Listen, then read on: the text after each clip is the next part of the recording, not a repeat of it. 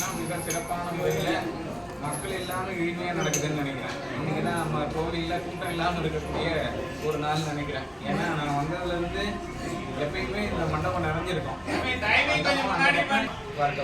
அவர் சீக்கிரம் முடிச்சுக்கிட்டாரு, நான் முடிச்சுட்டேன்.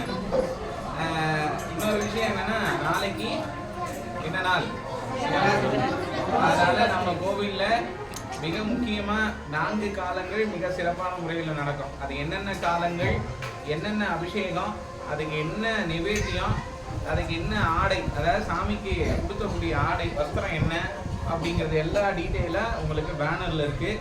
அது எல்லாமே கொஞ்சம் எல்லாரும் பார்த்துக்கோங்க. இங்கே நாங்கள் சமைக்கிற உணவுகள் மட்டும் அல்லாமல் நீங்கள் கொண்டு வர உணவுகளும் சாமிக்கு படைக்கப்படும். இது நான் ஏற்கனவே சொன்னது தான். அதனால் சாமி முதல் பிரசாதம் வெண்பொங்கல், 2வது என்ன சாதம், 3வது என்ன சாதம் அப்படின்னு குழப்பம்லாம் வேண்டாம். உங்களுக்கு பேனரில் போங்க, எல்லா சாதத்தோட டீட்டெயிலும் அதில் இருக்குது. எல்லாம் பார்த்துக்கோங்க, நீங்கள் செஞ்சுட்டு வாங்க. அது கண்டிப்பாக சாமிக்கு படைச்சி எல்லாருக்கும் நிவேதியமாக பிரசாதமாக எல்லாருக்கும் கொடுப்போம். நாளைக்கு சிவராத்திரியோட முக்கிய அம்சம் என்ன அப்படின்னா, ஒரு சின்ன ஒரு கதையை மட்டும் உங்களுக்கு சொல்லிடுறேன். அதாவது மரத்து மேலே ஒரு குரங்கு ஒன்று இருந்தது. அந்த குரங்கு ஒரு காட்டுக்குள்ளே இருந்து டெய்லியும், அதாவது இருட்டிடுச்சுன்னா பொழுது போயிடுச்சு. அதனால அந்த குரங்கு மேலே போய் உட்காந்த உடனே குரங்கு கை எப்பயுமே சும்மா இருக்காது. அதனால அந்த குரங்கு என்ன பண்ணிடுச்சுன்னா, வில்வ மரத்துக்கு மேலே ஏறி கிள்ளி போட்டுக்கிட்டே இருந்திருக்கு கீழே.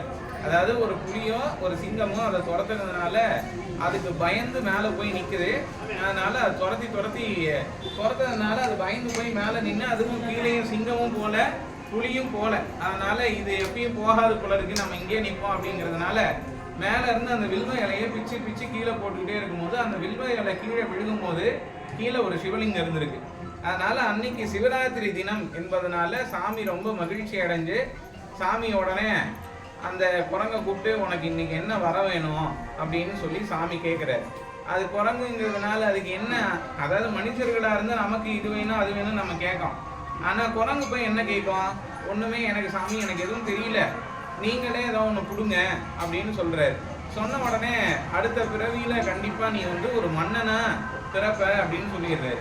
மன்னனா பிறந்த உடனே குரங்கு திடீர்னு ஒரு வார்த்தை கேட்குது, சாமி எனக்கு ஒரு சின்ன ஆசை அப்படின்னு. உடனே அடுத்த பிறவி நான் மன்னனா பிறக்கிறேன் இல்லையா, பிறக்கும் பொழுது இந்த மனுமார் முகத்தோடைய, அதாவது இந்த குரங்கு முகத்தோடையும் நான் பிறக்கணும் அப்படின்னு சொல்லுது. அப்படி குரங்கு முகத்தோட பிறந்தவர் தான் முசுகுந்த மன்னன். அந்த முசுகுந்த மன்னர் வந்ததுனால தான் திருவாரூர் தியாகராஜர் கோவில் நமக்கு கிடைச்சது. அங்கே இருக்கக்கூடிய மூலஸ்தானத்தில் இருக்கக்கூடிய சுவாமி திருவாரூர் தியாகராஜர் வெளியில் வராரு இல்லையா, அவ்வளோ பெரிய தேர் இல்லையே, உலகிலேயே மிகப்பெரிய தேர் திருவாரூர் தியாகராஜர் தேர் தான். அந்த தியாகராஜர் வந்ததுக்கான காரணம் முசுகுந்த மன்னன் தான். அதனால இந்த கதையில நான் சொல்லக்கூடிய விஷயம் என்னன்னா, அறிஞ்சோ அறியாமலோ தெரிந்தோ தெரியாமலோ சிவனை நினைத்து அந்த ஒரு நொடி பொழுதேனும், அதாவது நாளைக்கு அந்த ஜாமம் பொழுது 4 காலங்கள் நடைபெறக்கூடிய பூஜைகள்ல எல்லாத்துலேயும் நீங்க சாப்பிட்றீங்க, விரதம் இருக்கீங்க, விரதம் இல்லை, நீங்க எப்படி வேணாலும் இருந்துக்கங்க. அது உங்களுடைய தனிப்பட்ட இது. நீங்க விரதம் இருந்துக்கிட்டு நம்ம கண்டதை நினைச்சிக்கிட்டு இருந்தோம்னா அதுல பலன் இல்லை. நீங்க நல்ல வயிறு நிறைய சாப்பிட்டுக்கிட்டு சாமியே நினைச்சிட்டு இருக்கேன் சாமி. சில பேருக்கு என்னன்னா, விரதம் இருந்துருவோம், விரதம் இருந்த உடனே அந்த விதவிதமா சாப்பாடெல்லாம் பரிமாறும் போது இங்க வயிறு கவான்னு, இன்னைக்கு விரதம் இருக்கிறனால பார்த்து எனக்கு பிடிக்கிற டிஷ்ஷா போடுறாங்களே அந்த கோவில்ல அப்படின்னு நமக்கு மனசுல தோணும். அது போன்ற எண்ணங்கள் கூட நம்ம விரதத்தை கலைக்குமா. அதனால நீங்க எதையுமே நினைக்க வேண்டாம். நீங்க, நான் என்ன சொல்றேன்னா, எப்பயுமே நான் சொல்றது ஒண்ணுதான், எளிமையா சாமி கிட்ட போங்க. ரொம்ப எளிமையா சாமி கிட்ட போனா மட்டும்தான் இறைவனை நம்ம அடைய முடியும். அதுக்கு ரூல்ஸ் அண்ட் ரெகுலேஷன்லாம் வச்சுக்கிட்டு இது இப்படிதான் இது அப்படிதான் அப்படின்னு நீங்க பண்ணீங்கன்னா சாமி கிட்ட நெருங்குவது என்பது ரொம்ப கடினமா போயிடும். அதை நீங்க மேற்கொள்ளும் போது ரொம்ப சிரமமா இருக்கும். அதாவது சாமியை பிடிக்கணும்னா இப்படி தவம் இருக்கணும், இப்படி யோகம் இருக்கணும், இப்படி தியானம் பண்ணணும், அப்படி இப்படின்லாம் இருந்தாதான். அன்பா சாமியை சரணாகதி அடைஞ்சிங்கன்னா கண்டிப்பா சாமி அடையலாம். அதாவது இப்போ யூடியூப்ல இருந்து, இன்ஸ்டாகிராம்ல இருந்து, ஃபேஸ்புக்ல இருந்து சொல்லக்கூடிய விஷயம் அவங்க இன்னைக்கு சொல்றாங்க. ஆரம்ப காலத்திலேயே, புராண காலங்கள்லேயே, இந்த சிவராத்திரி தோன்றிய காலங்கள்ல இருந்து சொல்லப்படக்கூடிய விஷயம் என்ன அப்படின்னா, இந்த பிரபஞ்சத்தோட ஆற்றல் நமக்கு ரொம்ப மிக அருகாமையில் இருக்கக்கூடிய நேரம் தான் இந்த சிவராத்திரி புண்ணிய காலங்கிறது. அதனால இந்த 4 காலங்கள், எல்லா நாளும் நம்ம தூங்குறோம், எல்லா நாளும் நல்ல வயிறு நிறைய சாப்பிட்றோம், நல்லா என்ஜாய்மெண்ட்டா இந்த பிறவியை நம்ம ஓட்டுறோம். இது போன்ற முக்கியமான நாட்கள்ல நம்ம தவம் ஆண்டாண்டு காலமா இல்லைனாலும் இந்த ஒரு ராத்திரி மட்டும், அதாவது சிவராத்திரின்னு சொல்லக்கூடிய இந்த 4 வேளை பூஜை நடக்கக்கூடிய பூஜையிலையும் நம்ம தவமா யோகமா அமைதியா இருந்து சிவநாமத்தை சொல்லி சிவாலயத்தை 108 முறை சுத்தின்னு வந்தீங்கன்னா கண்டிப்பா நீங்க என்ன கேட்குறீங்களோ அதனுடைய பலன் உங்களுக்கு முழுமையா கிடைக்கும். இன்னொரு விஷயம் நல்லா கேட்டுக்கங்க, நீங்க சுத்தம் போது ஒரு சில பேர் எல்லாரும் ஒரு தவறு பண்ணுவோம். ஒரு எண்ணிக்கைக்கு ஏதாவது ஒரு பூவோ இல்லை ஏதாவது ஒன்று கணக்குக்கு நீங்க வச்சுக்கணும். ஒன்று. ரெண்டாவது, நீங்க பக்கத்துல ஏதாவது ஒன்று பேசணுங்கிறதுக்காக நான் 1ஆவது சுத்து வந்துட்டு நீ 2ஆவது சுத்து எத்தனாவது சுத்து அப்படின்னு பேசிட்டுலாம் சுத்தக்கூடாது. அதை நல்லா தெரிஞ்சுக்கணும். சாமியோட சிந்தனை மட்டும்தான் இருக்கணும். நஞ்சுண்டேஸ்வரர் பேரை சொல்லணும். சில பேருக்கு நஞ்சுண்டேஸ்வரர் பேர் கூட வரது சிரமமா இருக்கும். ஏன்னா பழைய காலத்து தாத்தா பாட்டிகளுக்குலாம் வந்து அந்த ப்ரொனன்சியேஷன் சரியா வராது. இப்ப இருக்கக்கூடிய ஆட்களுக்கு வரும், சில பேருக்கு வராது. நீங்க எதையுமே சொல்ல வேணாம். சிவசிவா சிவசிவா இதை மட்டும் சொன்னா போதும். இல்லைன்னா சிவாய நமன்னு சொல்லுங்க, இல்லைன்னா நமச்சிவாயன்னு சொல்லுங்க. இந்த மந்திரங்களை சொல்லிட்டு 108 முறை நாளைக்கு பிரதட்சணமானது ரொம்ப ரொம்ப புண்ணியத்தை தரும். ரெண்டாவது, நீங்க எதையுமே பண்ணலனாலும் பரவாயில்ல, அமைதியா இருந்து ஆலயத்துல செய்யக்கூடிய பணிகளுக்கு கூடமாட உதவி பண்ணுங்க. அபிஷேகத்துக்கு தயார் பண்றோமா, அதுக்கு கூடமாட இருந்து சாமிக்கு அபிஷேகத்துக்கு கரைச்சு கொடுங்க. மற்ற ஆலயங்களை சுத்தமா வச்சுக்கோங்க. மற்றதெல்லாம் இந்த மாதிரி சில விஷயங்களை பயன்படுத்தினாவே போதுமானது. நீங்க தூங்காம இருக்கணும் அப்படிங்கிறதுக்காக போனை கொண்டு வந்துட்டு டேட்டாவை நாளைக்கு பொழுதுனைக்கும் தீக்காம 4 காலம் முடிச்சிருக்கணும். ஐயர் வேற பேசி என்னை கொண்டுருவாரு, அதனால நான் வந்து டேட்டா காலி பண்ணாம இருந்தாதான் பொழுது போகும் அப்படிங்கிறதுனால மொபைல் நோண்டக்கூடாது. மொபைல் நோண்டக்கூடாது. புத்தகங்கள் படிக்கணும், தியானம் இருக்கணும்.